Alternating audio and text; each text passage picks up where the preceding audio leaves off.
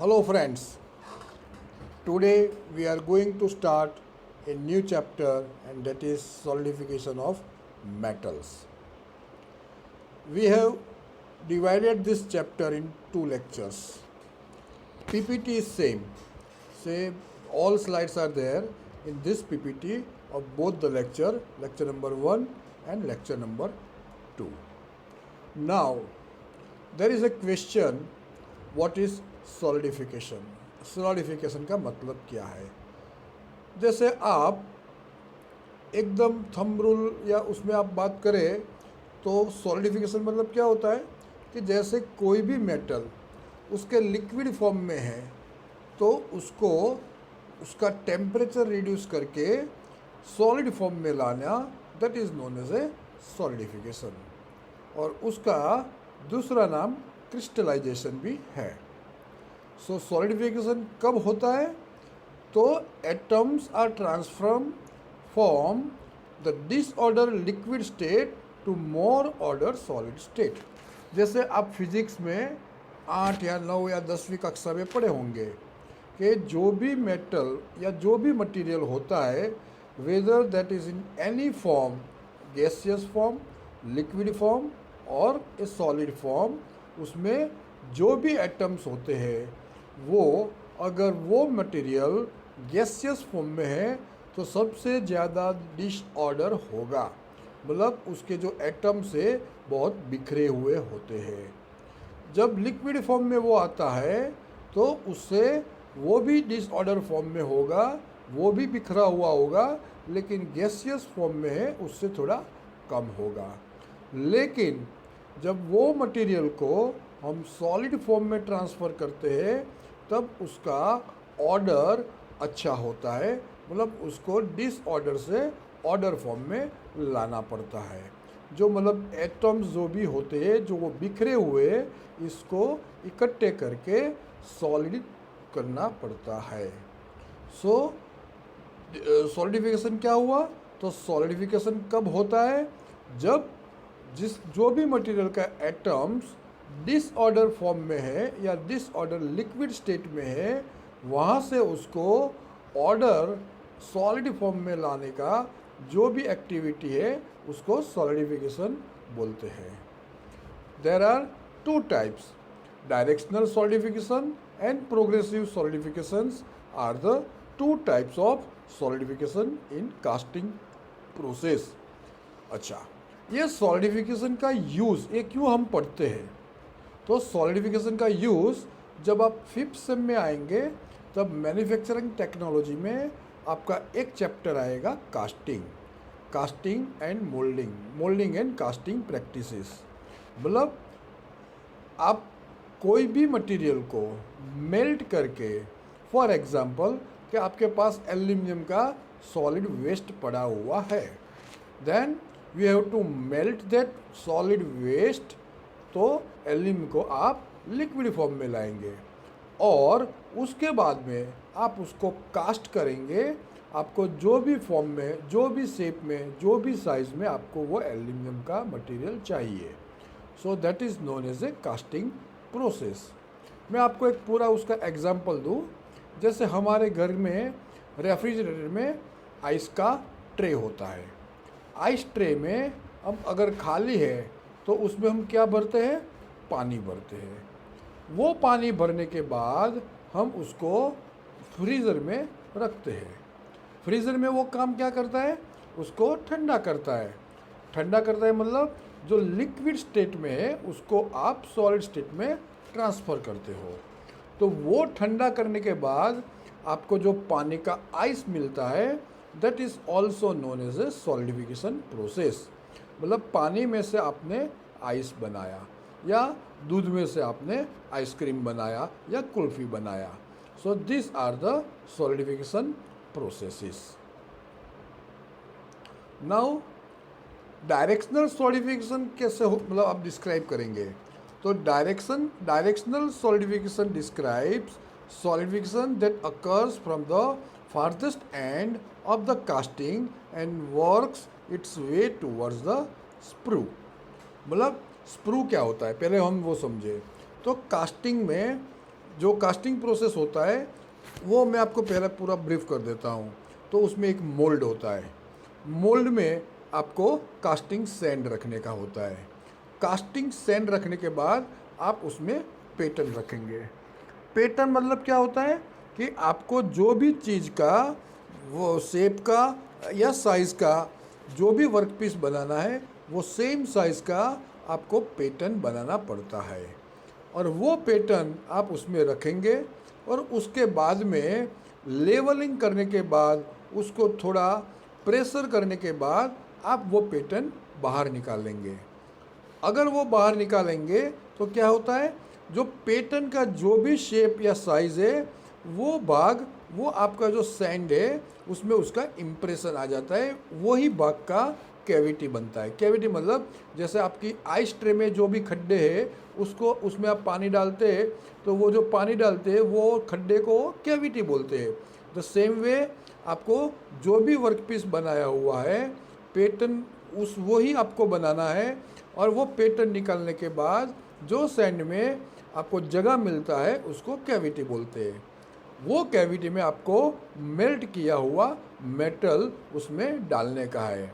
Engineering term में उसको powering बोलते हैं, और वो जो पावरिंग करते हैं वो स्प्रू के थ्रू करते हैं।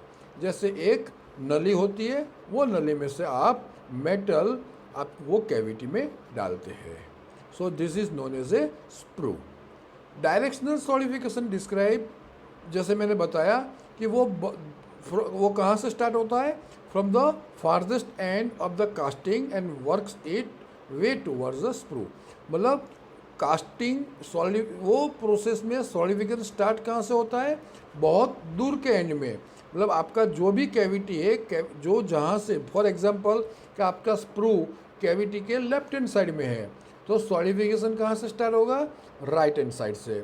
जो भी सबसे दूर का जो जहाँ पे जो भी एरिया है वहाँ से उसका सॉलिडिफिकेशन स्टार्ट होता है, और धीरे धीरे धीरे वो सॉलिडिफिकेशन स्प्रू मतलब जहाँ आप मेटल पोर करते वहाँ पे आता है। So that is known as the directional solidification. दूसरा जो टाइप है प्रोग्रेसिव सॉलिडिफिकेशन, वो क्या होता है, तो progressive solidification is also known as parallel solidification and that start at the walls of the casting and progresses perpendicularly from the surface. मतलब ये जो सॉलिडिफिकेशन, जैसे मैंने डायरेक्शनल सॉलिडिफिकेशन क्या था, तो सबसे दूर से स्टार्ट होता है और वहाँ जो कैविटी ख़त्म होता है वहाँ पे जहाँ से आप मोल्टन मेटल डालते वहाँ पे आता है। और प्रोग्रेसिव में क्या होता है, उसकी जो कास्टिंग या मोल्ड की जो वॉल होती है वहाँ से स्टार्ट होता है और वो उसके परपेंडिकुलर प्रोग्रेस होता है। That is known as the progressive solidification. Most metals are melted and then cast in semi finish और फिनिश शेप। जैसे कास्टिंग में क्या होता है कि मेटल का जो भी स्क्रैप पड़ा हुआ है आप उसको मेल्ट करते हैं और उसके बाद में आप उसको कास्ट करते हैं, और जो वो आपको मिलता है that is in the form of semi finish और फिनिश शेप।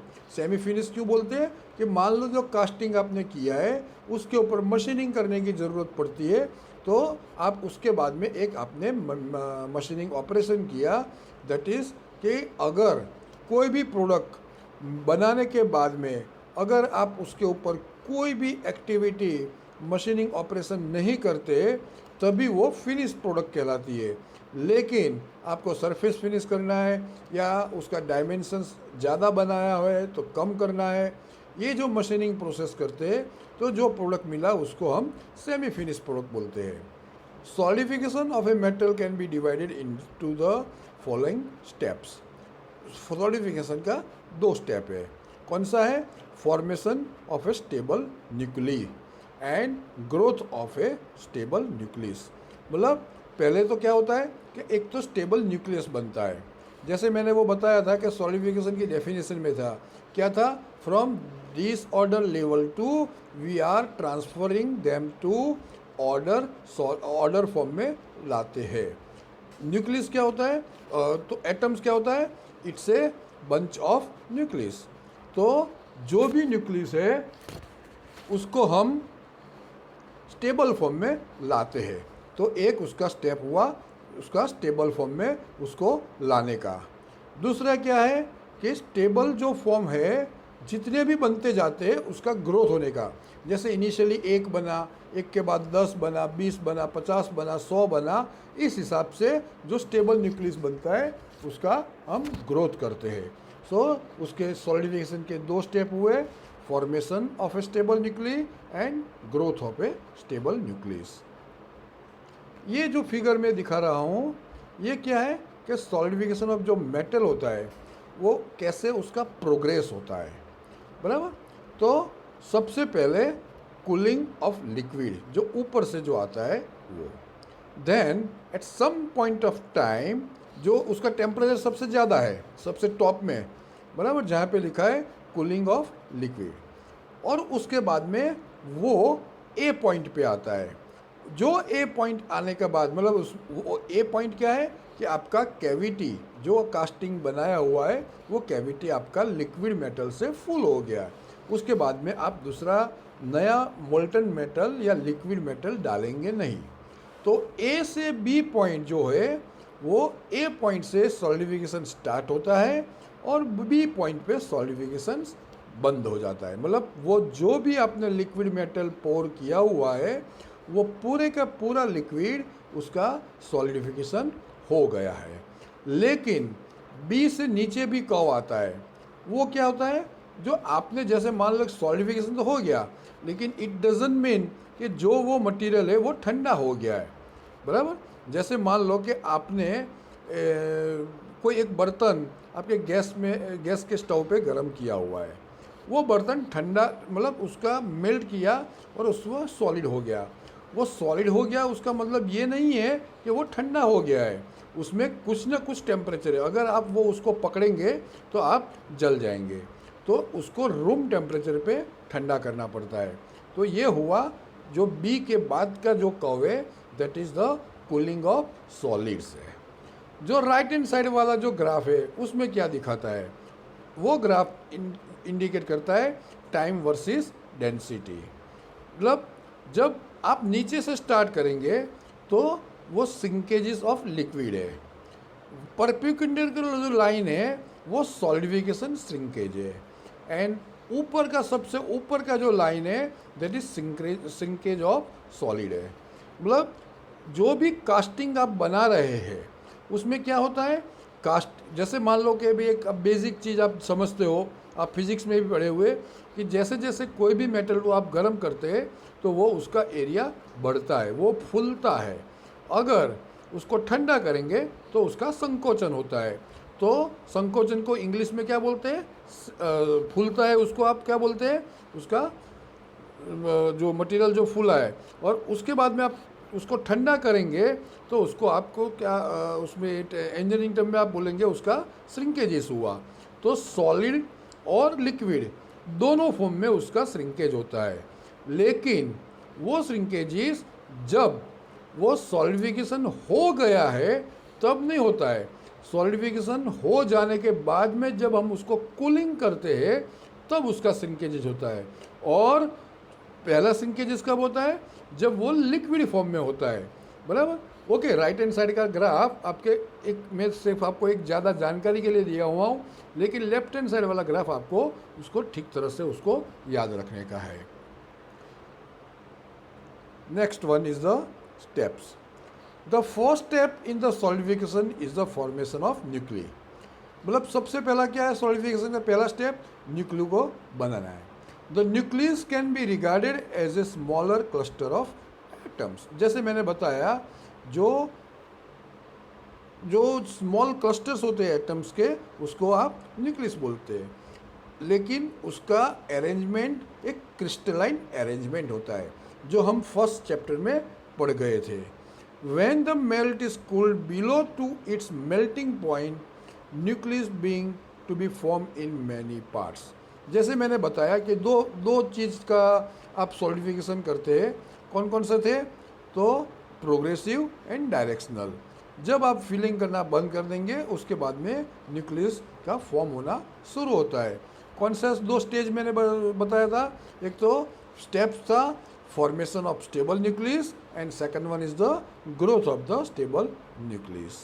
तो molten metal जो भी ठंडा होता है, cool down below to its melting point, ठंडा मतलब सॉलिड नहीं होता है लेकिन उसका जो मेल्टिंग पॉइंट है उससे कम होता है, उसके बाद में न्यूक्लियस बनने का स्टार्ट होता है.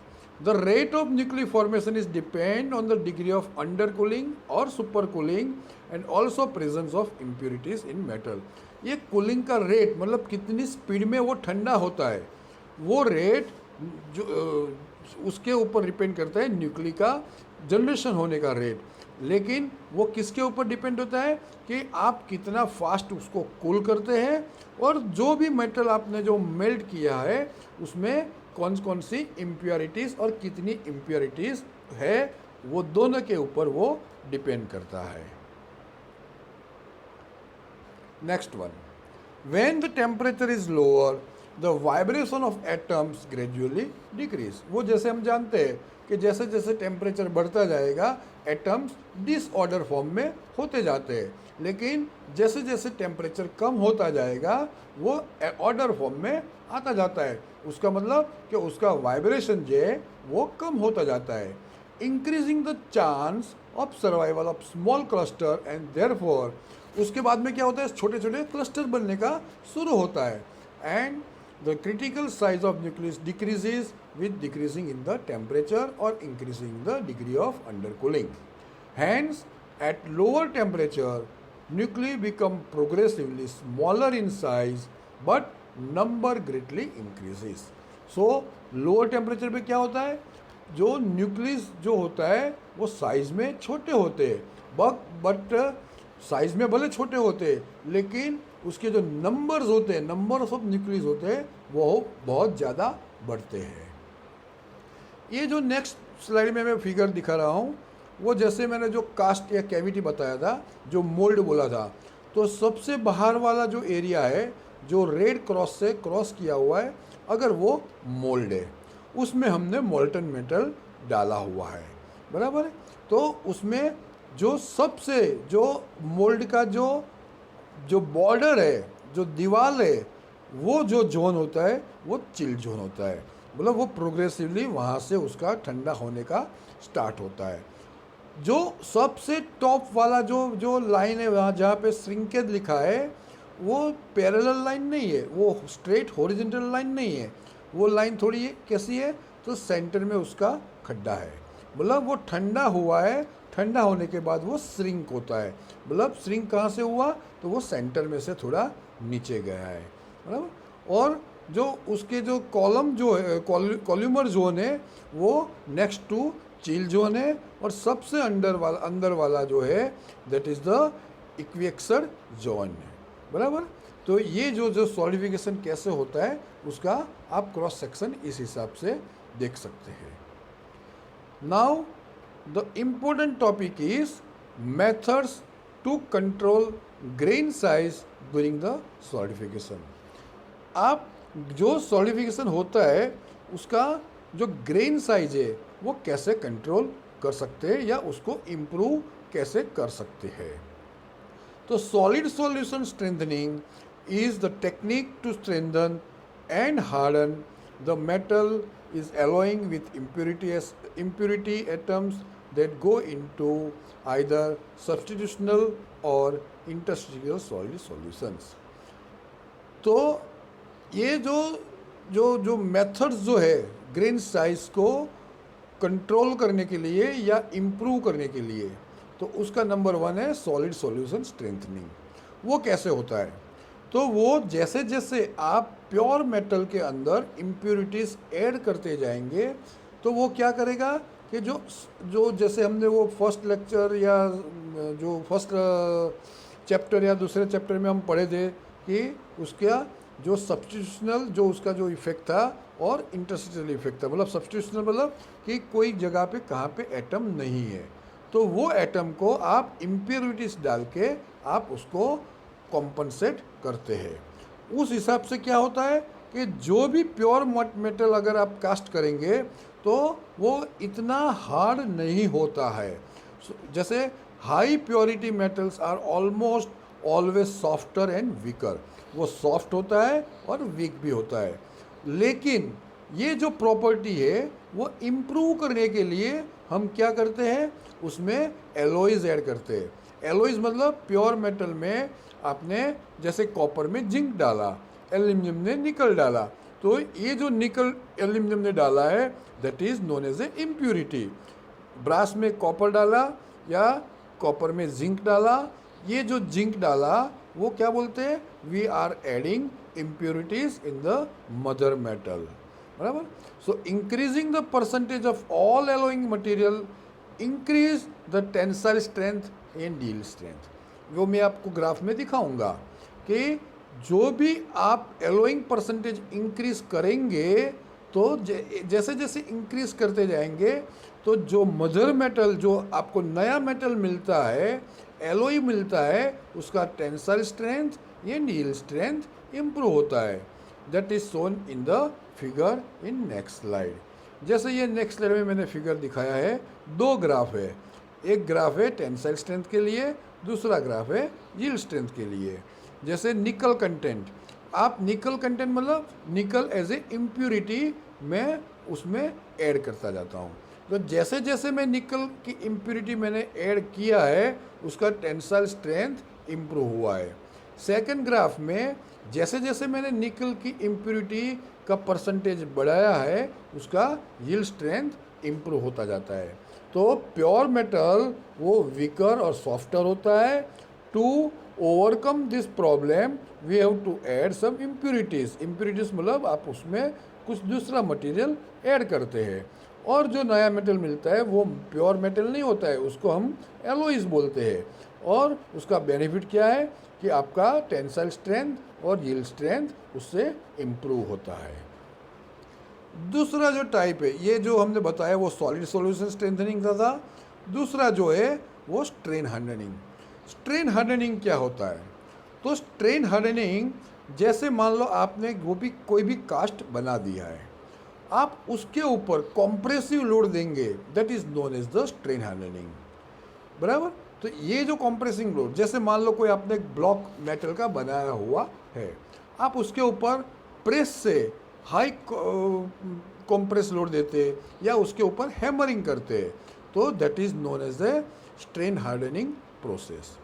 Due to strain hardening, a ductile metals becomes harder and stronger as it is plastically deformed. Plastically deformed मतलब आप वो फॉर्म में वापस, इलास्टिकली नहीं है, ये प्लास्टिकली है। प्लास्टिकली मतलब कि जैसे मान लो आपने कोई एक वर्कपीस के ऊपर हैमरिंग या कॉम्प्रेसिव लोड देके आपने उसको कॉम्प्रेस किया हुआ है और वो अपनी पोजीशन में वापस नहीं आता है, that is known as a plastic deformation. अगर वो कोई भी मेटल अपने फॉर्म में, ओरिजिनल फॉर्म में वापस नहीं आता है तो उसको प्लास्टिक आपने डिफॉर्म किया, इस हिसाब से आप बोल सकते हो।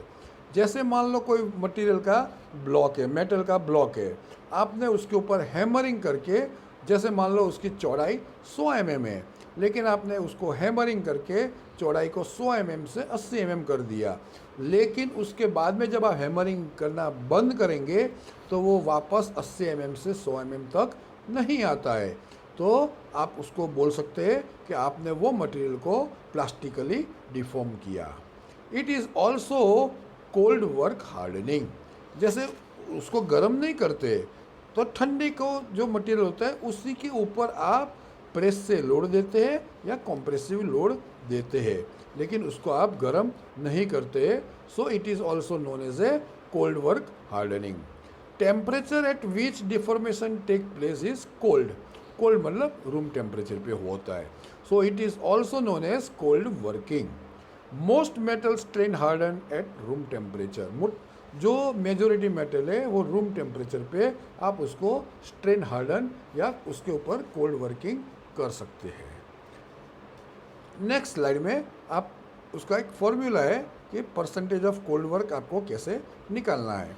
तो percentage of cold work is equal to A0 minus AD divided by A0 multiply by 100। 100 से मल्टीप्लाई क्यों किया? Because we have to find out the cold work in terms of percentage. So CW is for cold work, A0 is the original area and AD is area after deformation. जैसे मान लो जैसे मैंने बताया था कि 100 bye 100 mm का block है, तो उसका क्रॉस सेक्शन एरिया कितना हुआ, 100 multiply 100 is equal to 10,000 centimetre या मिलीमीटर, जो भी उसका यूनिट है उसका स्क्वायर। अगर आप उसको डिफॉर्म करके कोल्ड वर्क करके आप 100 का जो उसका हाइट है, जो हाइट 100 के बदले आप 80 mm लाते हैं, तो बट नेचुरल उसका चौड़ाई बढ़ेगा। अगर वो चौड़ाई आपका जो 100 mm है उसके बदले 130 mm होता है। सो यहाँ पे क्या हुआ, A0 माइनस AD, तो A0 क्या था आपका 10,000 मिलीमीटर स्क्वायर, AD क्या हुआ तो 80 मल्टीप्लाई बाय 130, दैट इज जो भी उसका वैल्यू आता है divided by A0 multiply by 100। So by this you can find out the percentage of cold work. जैसे मैंने बताया था कि कोल्ड वर्क के फ़ायदे क्या है, तो कोल्ड वर्क से क्या होता है, सेम वे जो आपका जो पहले टाइप का जो हार्डनिंग था उसमें आपका टेंसाइल स्ट्रेंथ बढ़ता है, सेम वे यहाँ पे भी आपका टेंसाइल स्ट्रेंथ और यील्ड स्ट्रेंथ बढ़ता है। जैसे जैसे आप cold work percentage of cold work increase करते जाएंगे, वैसे वैसे आपका tensile strength and yield strength improve होता जाता है। सो this is the method for the control the grain size during solidification. अभी आगे की स्लाइड में जो मैं लेक्चर 2 में आपको बताऊंगा, उसमें हम डिस्कस करेंगे टाइप्स ऑफ सॉलिडिफिकेशन डिफेक्ट्स। और ये जो लेक्चर है उसका असाइनमेंट भी नहीं है, आपको ये लेक्चर और जो नेक्स्ट लेक्चर आएगा सॉलिडिफिकेशन डिफेक्ट्स, वो आपको दोनों के मिला के जो 3 या 4 क्वेश्चन है, आपको उसका दोनों का आंसर्स मुझे गूगल में देना है, मेरे मेल आईडी पे आपको देना है। Thank you.